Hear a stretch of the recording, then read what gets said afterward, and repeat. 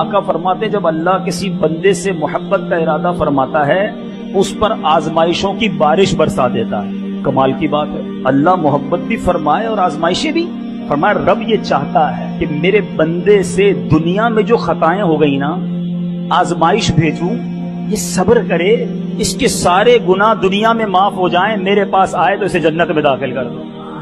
سب سے زیادہ ہمیں نقصان ہماری اپنی خواہشات دیتی ہیں، ہمارا اپنے اوپر ہی قابو نہیں۔ صبر یہ ہے کہ انسان اپنے اوپر کنٹرول کرے، اپنے آپ کو روکے۔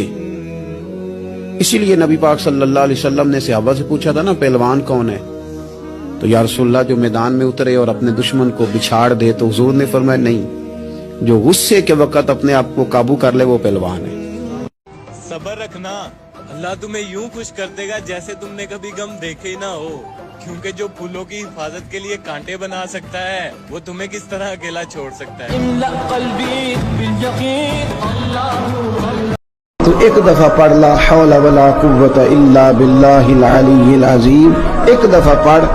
آپ فرماتے ہیں کہ اللہ تیری 99 پریشانیاں بیماریاں دور کرے گا، اور ان میں جو سب سے ہلکی ہے نا وہ ٹینشن ہے۔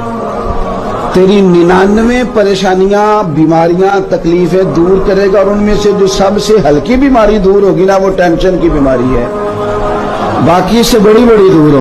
اللہ کو پانے کا راستہ کیا ہے؟ محمد رسول اللہ صلی اللہ علیہ وآلہ وسلم۔ آج پوری دنیا جو دکھوں میں اور غموں میں ہے، تو میرا اللہ پیغام دے رہا ہے، میرے نبی کی زندگی اختیار کرو، اللہ تمہارے سارے غم دور کر دے گا۔ پیسے آنے سے دور نہیں ہوتے، کیونکہ جب تم میرے نبی کے طریقے پر آؤ گے میں تم سے پیار کروں گا، اور جب میں تم سے پیار کروں گا تو تمہارے راستے کھولوں گا۔